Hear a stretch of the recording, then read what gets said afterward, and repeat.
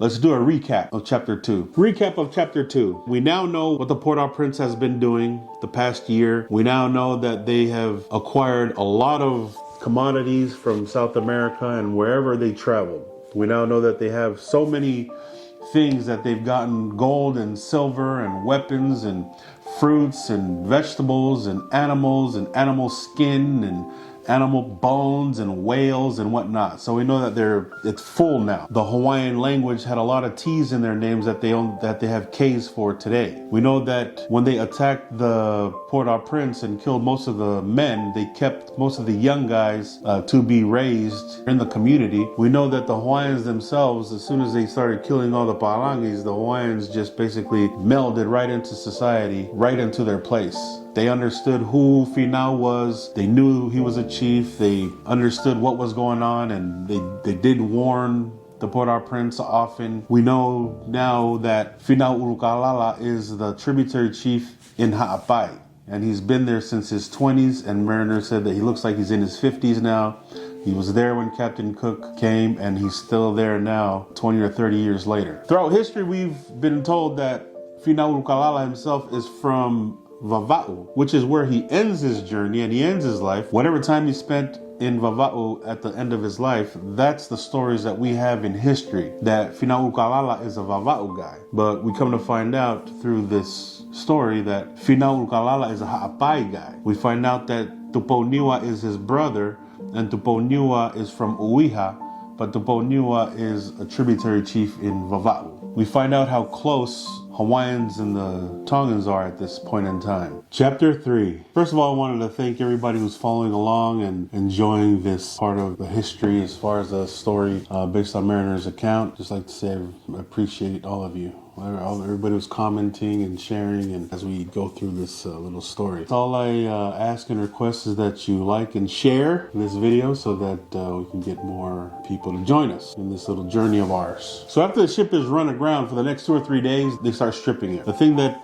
they find very useful to them is all the metal that's on the ship. So they start stripping the ship of all its metal. They start stripping the mast. They start knocking the hoops off of the barrels, right? There's gunpowder. They pull off some carronades, the little cannons that are lighter to carry by a few men. They pulled off a couple of heavy cannons, the big ones, but because they were too heavy, they really didn't use them after they unloaded it because of the size and the weight. While they were breaking things up in the bottom tier of the ship, and they were all over the ship, they were just tearing it apart. Whatever metal that they can find, they were taking it because that's what they found use. They made tools out of it. They could make weapons, whatever they needed the metals for. While they were taking apart the bottom tier, they took something apart, engine part of the ship that held all the oil. It blew up and exploded, and it filled the bottom tier of the ship, and it drowned or suffocated 8 of them. On the next level above them, there were guys knocking off the hoops off of those barrels. You know how the barrels are made out of wood, but they're held together by hoops,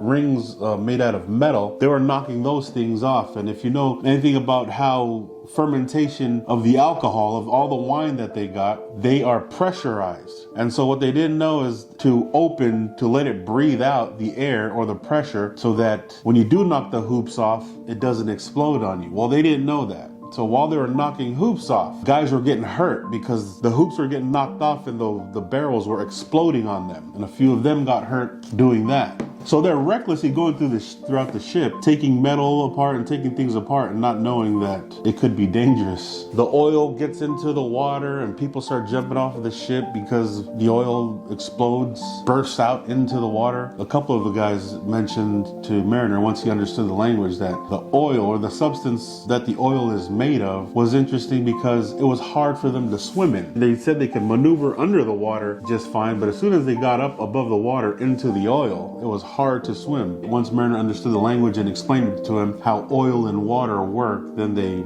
easily understood that, oh, that's an interesting subject, or that's an interesting fact about oil, and the ability to swim in it was very difficult. And everybody's just going on their merry little way.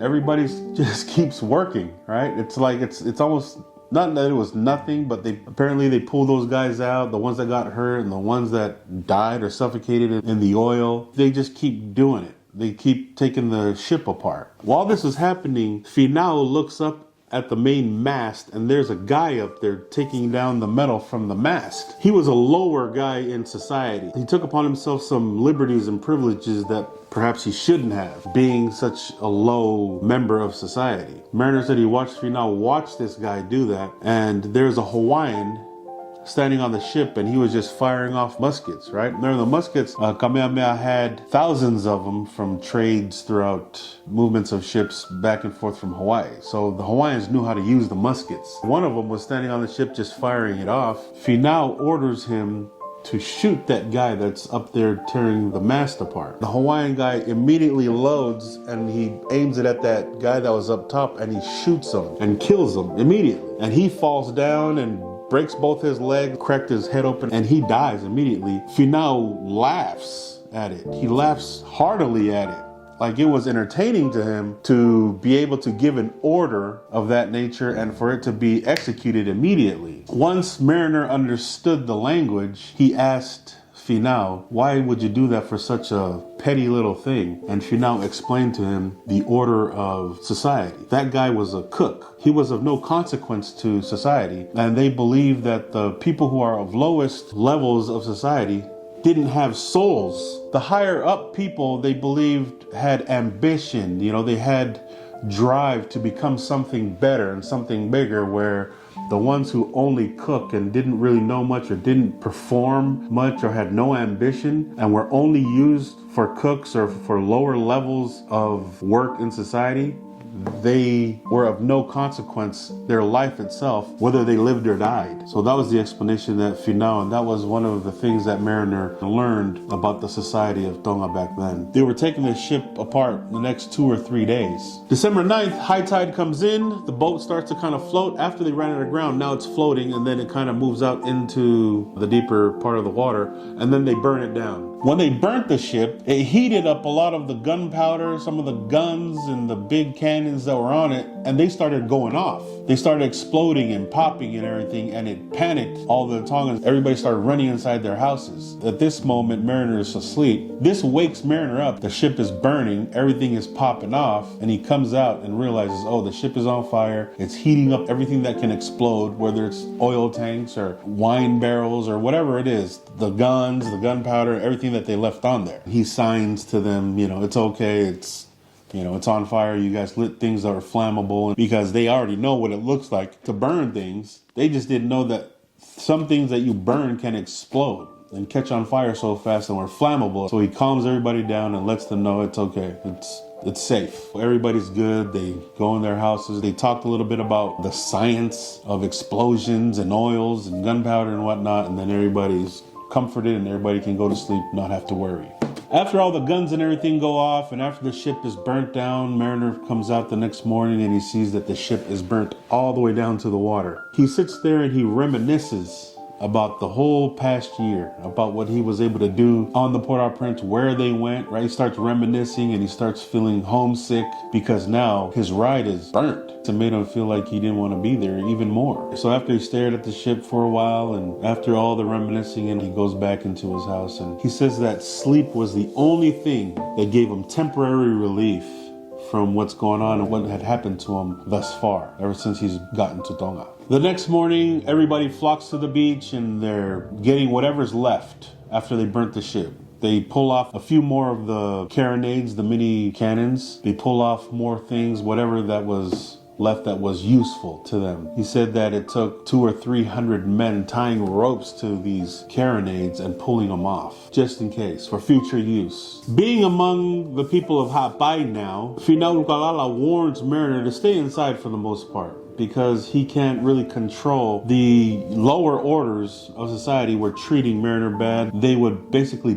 bully him, verbally, and bully him however they could. Sometimes it got even dangerous, which kind of tells you the behavior of the Tongans towards strangers or towards foreigners, but also that Finau himself couldn't even stop them. We look at Finau Ulukalala as this great king and this great chief and everything, but not even he could stop the lower orders if they wanted to kill Mariner. They preserved his life out of respect to him, but even he was worried and told Mariner, all right, just to be safe, stay inside for the most part and just go where I go so that nobody bullies you or hurts you or anything like that. December 16th, Finau wants to go to Uiha because in Uiha they do rat shooting or rat hunting, right? They make little bows and arrows and they shoot rats with them and they do it for amusement, or the higher chiefs do this for their amusement. He also says that the rats, the lower people in society eat rats. They eat them. So after the chiefs are done amusing themselves, killing them with these little bows and arrows, the lower orders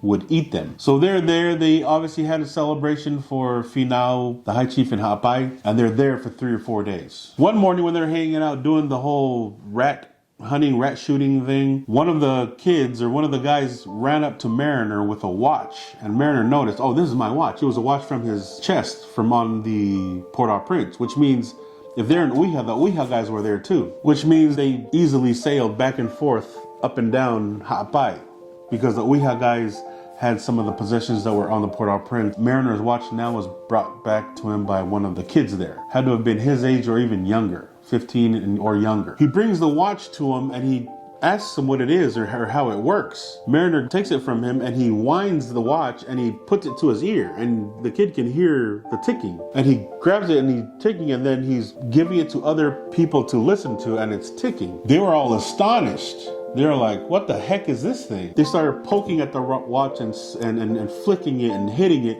to see if it'll squeak back or it'll respond like an animal would. They thought it was an animal or somebody thought that it was a plant. Either way, they thought it was alive, like actually alive. They exclaimed, Mo'ui. Mo'ui means alive. They were like, oh, Mo'ui, Mo'ui. And they were giving it to each other to listen to. While they were listening to it, they were laughing and snapping their fingers. He says, yeah, they were laughing and snapping their fingers for some reason. While they were laughing, they're right. And we kind of know what that looks like because, sometimes we do that even today.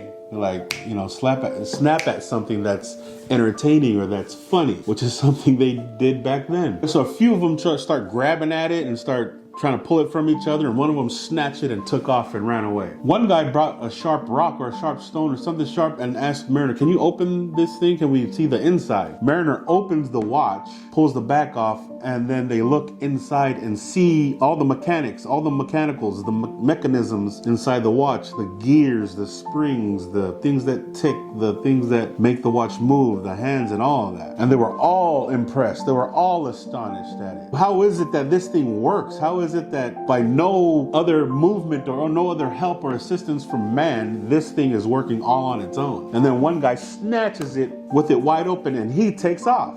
And then everybody follows him. Eventually, the guy whose watch it was came back and it's broken. They obviously broke it. The springs and the gears and everything were popped out and they broke it. It was done. And then they brought it back to him and asked him, hey, can you fix this? Can you make it work again? They were signing it to him because he didn't understand. He had to sign back to him and tell him that, no, it's broke. You guys broke it. It's not going to work. It's dead. And one of them exclaimed, Mau Mau, which means broken. And he was like, yeah, Mau Mau. And then they start blaming each other, who broke it, or if you didn't snatch it, or you shouldn't have opened it, or, they have this little discussion on whose fault it was and why it broke. While they're having this argument, a guy who was on a French ship, Tongan guy, he was on a French ship and he knew exactly how the watch worked. He came over and he was like looking at it. He heard the discussion or the argument and he was like, Calvada, you idiots. What are you doing? You guys broke it. And then he goes to explain how a watch works because he knew he'd seen one on a French ship. So he gathers all of them together and says, all right, look. And then he puts a circle in the sand and he puts marks on the circle, just like a watch. And he puts the stick right in the middle. And then he explains to him, all right, this is how the watch works. It makes this thing move and it tells you exactly where the sun is all the time. So when it's over here, the sun's over here in the east. When it's over here, the sun will be right above us. And this thing is over here, then it tells us the sun is in the west and it's about to go down. And they're amazed or asking questions like, how is that? And he explains to them the mechanisms are made so that it works like that all the time. As long as you wind it, it's going to tell you exactly where the sun is. It'll even tell you where the sun is when it's dark. It doesn't even have to see the sun. It'll tell you where the sun is when you're in the house. And they were all amazed. They started exclaiming to each other, what an ingenious country. What a smart people to create something like this. And the guy who explained the watch thing, he started basically bragging about how intelligent he is, right? And calling himself Palang. He's like, yeah, I'm a Palang Ikai. I'm smart. I know what I'm talking about. If there is anything better in another people, they're gonna be like, oh yeah, I'm from there. I'm a Palangi. December 20th, they leave Uiha and they return to Lifuka. The people are still the same. The lower order is still the same. They're still insulting him. They're still treating him bad, and he's still worried that it still may be dangerous for him. He actually finds out that Tui Tui, the Hawaiian guy, is not even his friend, which he thought, because Tui Tui is so close to Finau Ulukalala. He finds out that Tui Tui is telling Finau, you're gonna have to kill them. You have to kill all of them. Kill Mariner and kill all his friends, the young guys that were with him. Because if American ship or if an English ship comes here and they jump on there, they're going to go tell what we did, and then they're gonna come and they're gonna kill all of us. Luckily for Mariner and his friends, Finau wasn't having it. He really wanted Mariner to be a part of his family. Perhaps he thought that Mariner was a blessing, or that there's something more that Mariner can do for him and also his friends. So when you think about it, logically, Tui Tui was right. If a ship does come from their country and picks them up or finds out what they did, you would think logically, yeah, we better kill them so that they don't share that information. At the same time, it tells you how brave Finau is, where he doesn't care about what anybody thinks or what anybody feels. No, he had his own agenda. He really needed something to happen. He really needed to get something out of Mariner and his friends, perhaps, that'll put him in better position, or so he thought, which in a way he could be right, because Mariner educated him on a lot of the things or the ways of the British or the English. So Mariner has books and has papers, and he's reading and he's writing. Doesn't say what he was reading or writing, but Finau notices him doing this often. One day, Finau told him to gather his books and gather the things that he's writing with. And he gathers it and he gives it to some guys to go throw it in the fire to burn them. And he's surprised, like, what are you doing? And he's yelling in English and telling them, no, that's my books, that's my writing. And Tui Tui, the Hawaiian guy, comes and he's trying to interpret the best he can what he's doing and why he's doing, and Mariner's not understanding. It's a big panic, and Finau said, no, burn it, burn everything, burn all of it. It devastates Mariner, because why are you burning books and the things that I'm writing? Luckily for us, luckily for Mariner, luckily for all of us, right, that the log on the ship, he kept separate. All the records that he kept since he left, he kept separate. These were just books and writings of his own that he was doing. Perhaps he was studying or researching about Tonga or whatever he was doing. Eventually, once he understood the language, Finau told him why he had to burn the books and burn the writings.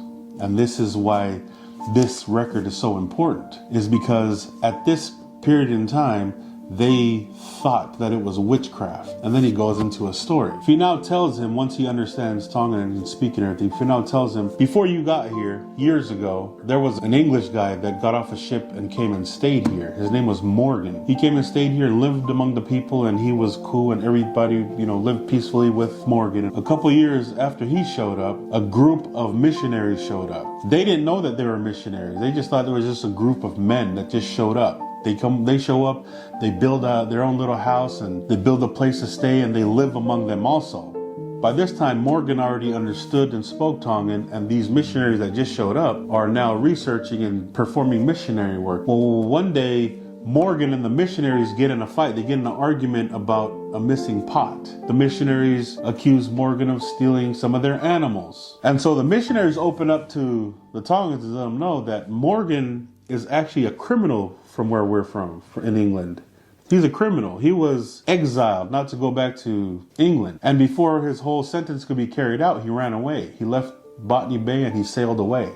And now we know that where he is, he's here. This had to be told and interpreted by somebody else who spoke English that was one of the people. Once the people find out that Morgan was a criminal where he's from, they start treating him bad. They start calling him names. They start not trusting him with things or taking things from him, and he starts losing privileges and trust from the people. That pisses Morgan off. So Morgan tells the chief at the time, which is probably Finau and other chiefs, that these missionaries are bringing a curse from England by the king to bring a curse upon the people. Look, they're in their house. It's closed off. You guys aren't invited. They're performing rituals and they're conjuring spells and putting the curses upon you guys so that you guys die. Look, there's chiefs dying, there's men dying. That's because these men are reading out of books of witchcraft and their writings. Listen to them. They sing inside their homes. They don't invite you guys. They don't invite you guys to participate. They're hidden. They're doing everything in secrecy. And the reason why people are getting sick and dying is because of that. Now, we all know that if they're religious, look, they're singing, they're reading out loud, they're preaching. Well, Morgan's telling them all that is creating curses. They're conjuring up spells. And the reason why there's a lot of death and there's a lot of disease and whatnot is because what they're doing. When really we know if they're performing religious rituals in their house, it's probably an opening song, sacrament, or whatever they have in mass or whatever their church takes. They're singing, they're preaching to each other, they're reading the scriptures, right? All religious things that we understand it for. Morgan told them it was witchcraft. It was from the books. It was from the writing. That's why it was outlawed to read and write, is because it was witchcraft. That's why Mariner's account is so important, especially the stuff that he was able to keep in secret to write and take record while he was there, because the history we have today is a different history. It's one of more civil sounding history. Mariner has now become an undercover spy for us, as far as they don't know they're being recorded. We also know that people behave different when the camera's on. People behave different when they know they're being recorded, audio or video. We're on a stakeout right now with Mariner. Everybody's under surveillance and they have no idea. That's why this record's important. Morgan understands the superstition of the Tongans. He understands that they believe in things like that. They believe in supernatural things that happen, supernatural behaviors, right? They believe in that. Because they believed in that, they believed Morgan. They got together and they planned out what they should do with the missionaries now. Now, this is years before Mariner, so Mariner asked, well, what happened to the missionaries? Well, the chiefs got together and they planned to attack the missionaries. There were 8 of them, and they got and killed all of them but 3. The 3 that they didn't kill was protected under the great chief Veakai. There's a book called The Transactions of the Missionaries in 1799 that came out. They believe that that's when all this went down, where the missionaries actually died. But this behavior of reading and writing was suspicious to them. How is it that we open up our ceremonies to them and they don't open it up to us? And if they were to read between the lines and connect the dots based on what Morgan told them, then it is witchcraft. And that's why they outlawed reading and writing. So Mariner and his friends are amongst the people. Mariner himself was under Finau Ulukalala, who is considered the king of Ha'apai, or the high chief and head chief of Ha'apai. But they were put into society, right? Mariner and his friends. Some of them went to different islands, whether it's Uiha or Lifuka or Foa or Ha'ano. They spread them out in different islands, and they were doing different things. Whether it's building ships or building houses or whatever they were doing, they all had different occupations. As they moved around and as they went around, they often got hungry, but they didn't know when to eat. They didn't know who to eat with. They didn't know. Sometimes they would go together as a group and go sit down and eat. But when they did that, they found it so uncommon for them to all go and sit together and eat that Mariner and his friends start stealing food. They're not noticing how the Tongan way of eating was. Eventually, Mariner gets frustrated and he tells Tui Tui, the Hawaiian guy who's the translator, he tells him, hey, look, sometimes we get hungry and you guys don't feed us. When is there a time to eat? Breakfast, lunch, and dinner type timing, where to eat or who do we eat with? Because we see that everybody's just working. Nobody's eating, and we eat once in a while, but that's all there is. Tui thinks that's a ridiculous question. What are you talking about? When do we eat? And he asks Mariner, when do you guys eat? When is it that you guys find time to eat, or how do you guys do it in England? And Mariner tells him, well, we all go work and we all work for our own food. Everybody works and they feed themselves and feed their families. And sometimes friends and relatives are invited, but for the most part, you feed yourself and everybody gets their own food. Tui laughs at this. He's like, that's ridiculous. That's how I know that this behavior is more superior. The Tongan culture or behavior is superior than that of the Pa'alangis if that's how you guys eat. If that's how you guys treat food. You're only invited before you eat. And then he goes on to explain to him, all right, this is how we eat here. If you see a fire going on, there's people eating, go over there and sit down and eat if you're hungry. If you see a house where there's people eating inside, go in there and sit down and eat with them. What Mariner and his friends didn't realize is while they were working, building ships and building houses and going here and going there, is that if anybody got hungry, they just broke off, went and ate and came back. They didn't realize that. They just kept working. They didn't know when to eat or when lunchtime or supper time was or whatever. If you're hungry, just go eat. But that's not how the cultures line up. The Palangi culture, you eat and feed yourself and your own family. Here, you get hungry, you stop by anywhere and eat if they're making food. That's one thing they didn't realize. They just went, they were working and going about their day, not knowing and recognizing and realizing that when guys got hungry, they just left and went and ate and then came back and went right back to work. Once the people found out that that's how the English did it, or that's how the Palangis did it, they started making fun of it. If a little group of Tongans came over to somebody's fire to eat, they'd be like, no, we're Palangis here. We eat our own food. You go somewhere else and eat your own food. They would clown on each other for it, right? They would make fun of it because it was a funny thing. It was a funny behavior to them. For you to not sit there, eat, make food, and somebody gets hungry, comes and eat. It was foreign to them to chase people away from food. And they would often make fun of each other that way. It became a joke. And Mariner and them understood, yeah, that's our culture. One day, Mariner and his friends start building a boat. They want to build a boat to leave Tonga. They want to go back to England. So they start making their own ship and making a sail and making everything, which was interesting that they would even allow it. But I think they only allowed it because they know they wouldn't be able to build something good enough to go back to England. And the reason why I say that is because while they were building their ship or their boat or whatever, their sail, they asked to use one of the tools that the other shipbuilders are using. While they're doing their carving and using this axe to carve and build their boat, they break it. As soon as they break it, Finau steps in and he says, all right, you are forbidden to use any of our tools because you break it, you don't know how to build it. Besides, what you guys are building isn't going to get you to where you need to go. So I'm assuming because they were building ships and building sails and building things that they weren't helping. The Tongans weren't helping them build it to leave. Which means that perhaps they knew that one, they wouldn't be able to build something they can leave on and get to England, and they used the breaking down of the tools as a reason to tell them to stop building. It was from then on that they basically all looked at each other and they're like, all right, I guess we're stuck here. Finau told us that we couldn't build one that could make it through the ocean anyway. So they start to settle in mentally and emotionally. This is home now.